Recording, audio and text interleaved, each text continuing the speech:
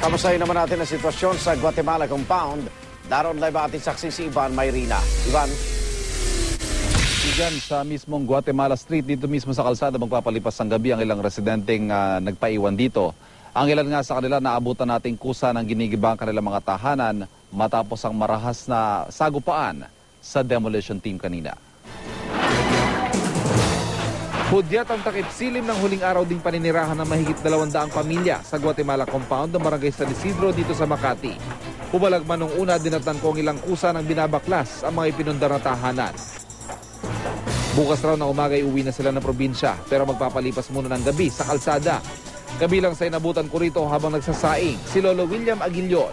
Isang naitabing delata ang kanilang uulamin. Iiwanan namin. So kaya lang ang hinihingi namin yung maayos naman nga pagdadala namin. Kagaya dadalhin kami sa Kalawan. Wala naman kayong pagtitirahan. Si Aling Feli Kawili, 1970 raw unang tumira rito at na-demolish ng bahay noong 1986. Pero bumalik matapos ng isang taon dahil sa kawalan ng hanap buhay sa pinaglipatan sa kanila sa Laguna. Dito na raw siya nagkaanak at apo. Hindi ko masasabi kung hindi babalik kasi dito hanap buhay namin. Pero mukhang mahihirapan na sina Aling Feli na makabalik dahil ngayong gabi pa lang, binakura na ng City Engineering Office ang lugar. Gayunman, inilawan muna ito para kahit magdamag ay pwedeng makuha ng mga residente ang kanilang mga gamit.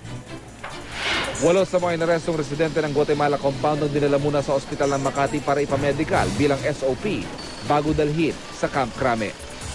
Igan, wala naman itinakdang deadline na ang lokal na pamahalaan para tuluyang lisanin ng mga residente ang lugar. Pero 24 oras ang kanilang gagawing pagbabantay at pagmamonitor hanggang hindi nakakalis ang kahuli-huli ang residente dito sa compound. Samantala, naghanda naman ng mga truck ang lokal na pamahalaan para matulungan ng mga residente sa kanilang paglilipat. Live mula sa Makati, ako si Ivan Mayrina, ang inyong saksi.